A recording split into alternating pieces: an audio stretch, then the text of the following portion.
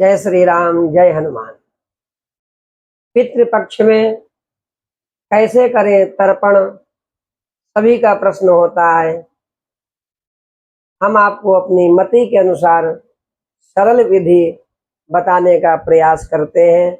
आप सभी लोग इस वीडियो को अधिक से अधिक आगे बढ़ाइएगा, जिससे कि सभी लोग कर सकें अपने पितरों के लिए। प्रातः काल नित्य कर्म करें, नित्य क्रिया से निवृत्त होकर स्नान ध्यान करके पूर्वाभिमुख आसन बिछाकर बैठ जाएं। सबसे पहले आचमन करें। ओम केशवाय नमः जल लेकर आचमन करें।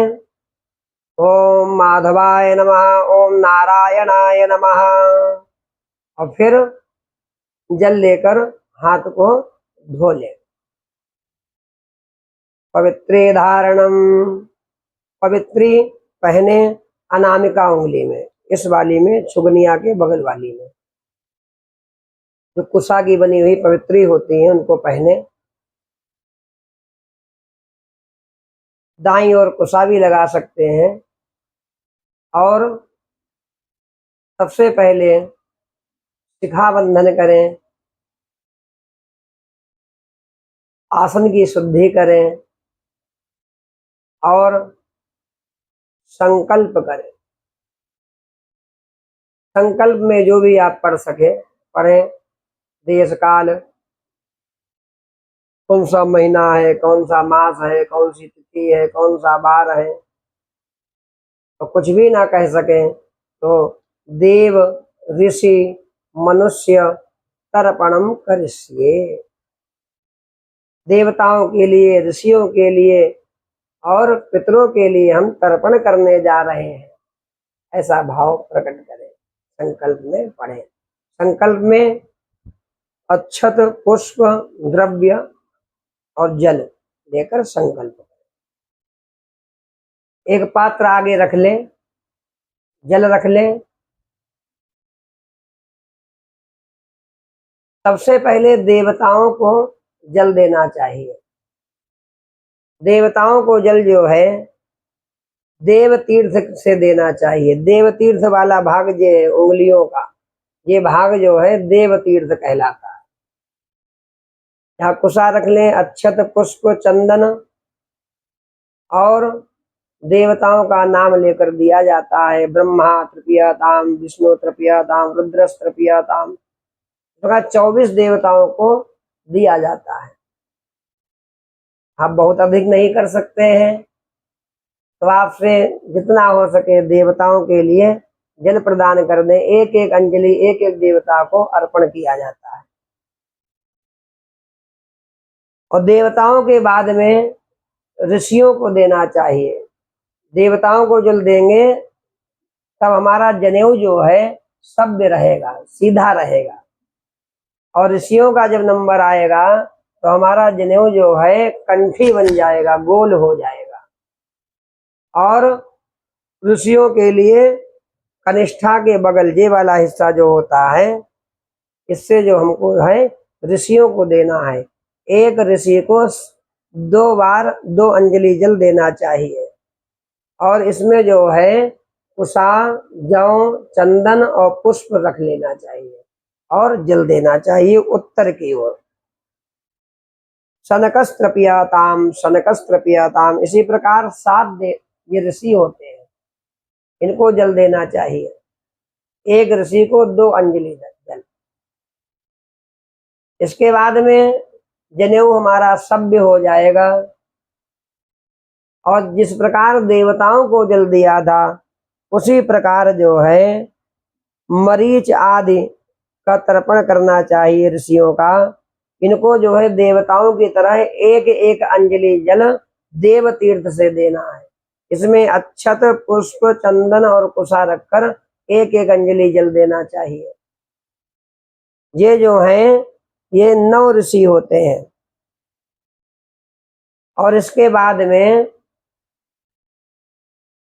हम लोगों को पितृ तीर्थ से और अपसभ्य हो जाना चाहिए। जनेऊ उल्टा कर लें दक्षिण कंधे पर,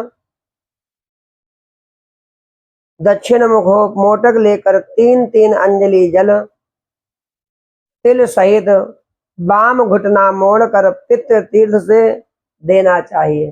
पितृ तीर्थ कौन सा होता है? ये अंगूठे के बगल का हिस्सा जो है इसको कहते हैं पितृ तीर्थ। इसमें जो है बायां घुटना मुड़ जाएगा और कुशा, काला तिल, चंदन, सफेद पुष्प रख लेंगे और 3-3 अंजलि जल दिया जाता है। बहुत सा होता है, मंत्र होते हैं, 3-3 अंजलि दिया जाता है, ये 7 बार दिया जाता है। और इसके बाद में 14 यमों को दिया जाता है। एक यम को जो है 3-3 अंजलि जल दिया जाता, 3 अंजलि जल। यमाय नमः, यमाय नमः, यमाय नमः, इस प्रकार ये 14 यम होते हैं। तो आप लोगों से जितना संभव बने उतना करें। और इसके बाद में पितृ तर्पण करना चाहिए। पितृ तर्पण भी इसी प्रकार होगा। मोटक ले लेंगे, उषा का मोटक ले लें और काला तिल, चंदन, सफेद पुष्प हाथ में रखेंगे और कहेंगे वसु रूपः अमुक गोत्रः असमत पिता अमुक शर्मा। हम अपने पिता का नाम लेंगे।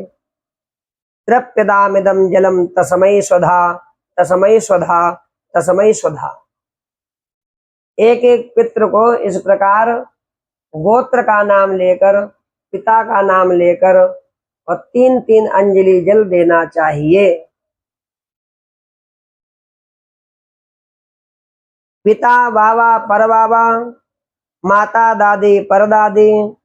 और फिर ननिहाल के लिए, ननिहाल के लिए जो है गोत्र का नाम असमन मातामह अमुक शर्मा सपत्नी का तृप्यदामिदं जलम तस्मै स्वधा, तस्मै स्वधा, तस्मै स्वधा। इस प्रकार जो है पितरों के लिए जल देना चाहिए।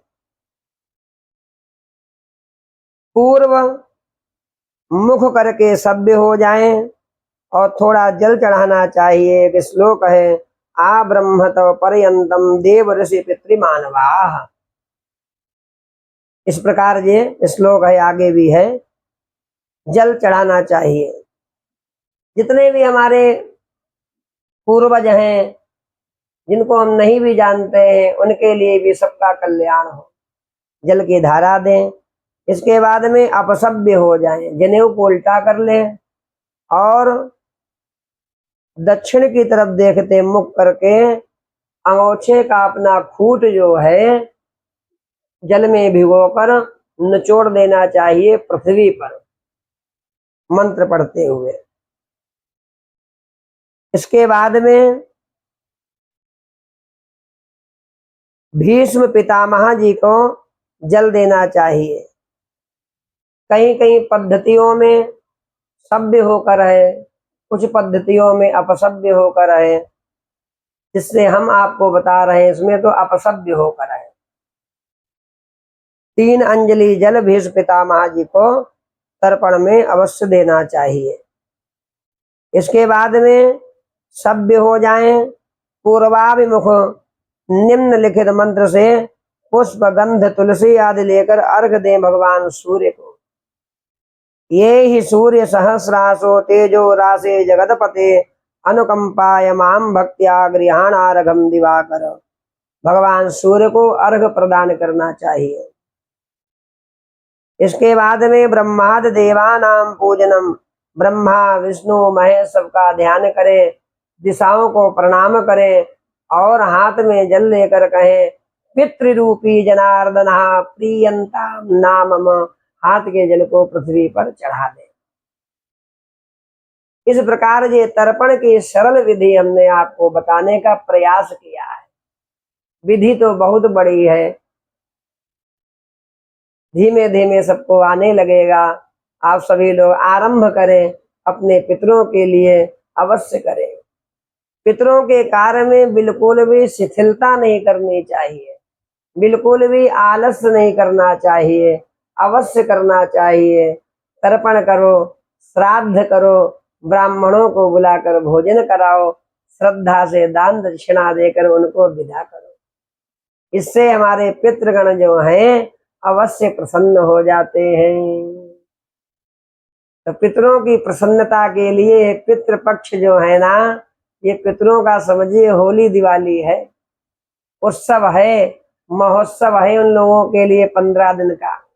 इसलिए अवश्य सभी सनातन प्रेमियों को माता पिता के लिए, बाबा दादी के लिए, पर बाबा पर दादी के लिए, अपने ननिहाल के लिए जल अवश्य दान करना चाहिए, तर्पण अवश्य करना चाहिए, श्राद्ध अवश्य करना चाहिए और ब्राह्मण को बुलाकर श्रद्धा पूर्वक भोजन भी अवश्य कराना चाहिए। और जरा भी मन में विचार नहीं करना चाहिए ब्राह्मण देवता ने थोड़ा खाया कि ज्यादा खाया। आप श्रद्धा से वो जितना पाले, आप बढ़िया श्रद्धा से उतना पवावे, कोई भी जबरदस्ती नहीं करना चाहिए। इससे भी पितृगण जो है निराश हो जाते हैं।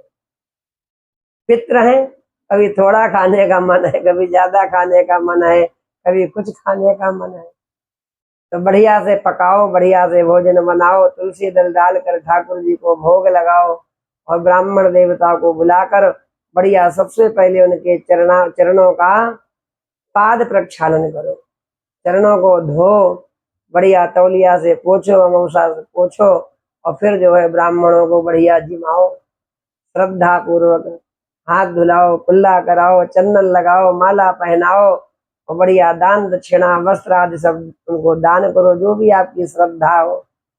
खूब भगवान की कृपा होती है और पितरों की भी कृपा आपके जीवन में अवश्य होगी। इस प्रकार आप जो है नित्य तर्पण अवश्य करें। जय सिया राम, जय विष्णु भगवान की, जय गदाधर भगवान की, नारायण हरि।